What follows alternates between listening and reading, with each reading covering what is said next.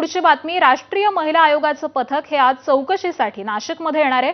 TCS प्रकरणामध्ये चौकशी होणार आहे आणि घटनास्थळी जाऊन पाहणी देखील केली जाणार आहे।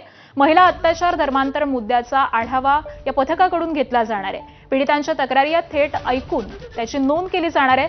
स्थानिक प्रशासन आणि पोलिसांकडून देखील माहिती घेतली जाणार आहे, अशी माहिती सध्या समोर येते आहे। तर एसआयटी तपासाची प्रगती ही आयोगाकडून तपासली जाणार आहे। चौकशीमधील अहवाल हा महिला आयोगाला देखील सादर केला जाणार आहे। आणि याच संदर्भामध्ये अपडेट जाणून घेऊयात आमचे प्रतिनिधी मुकुल कुलकर्णी यांच्याकडून। मुकुल, राष्ट्रीय महिला आयोगाचं पथक आज नाशिकमध्ये येत आहे, कशा पद्धतीने चौकशी केली जाणार आहे? गेल्या 15 ते 20 दिवसापासून नाशिकमध्ये टीसीएस प्रकरण गाजतंय, त्यामुळे महिला आयोगाने देखील याची दखल घेतलेली आहे।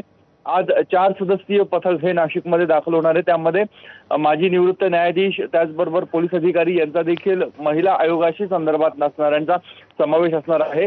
जे घटनास्थळ आहे, घटनास्थळी ते जाऊन पाहणी करणार आहे। त्याचबरोबर पोलिसांकडून आणि त्याचबरोबर एसआयटी कडून या तपासामध्ये आजपर्यंत किती प्रगती झालेली आहे, नेमकं त्याची दिशा काय आहे तपासाची, या संदर्भात देखील माहिती घेतली जाणार आहे। त्याचबरोबर काही पीडित आहेत त्यांच्याशी देखील चर्चा होण्याची शक्यता व्यक्त केली जाते। त्यामुळे सर्वसमावेशक अशी चौकशी महिला आयोगाकडनं आज केली जाणार आहे आणि हा अहवाल आयोगाच्या अध्यक्ष त्यांच्याकडे सोपवला जाणार आहे। ठीक आहे, धन्यवाद मुकुल या सगळ्या सविस्तर माहितीसाठी।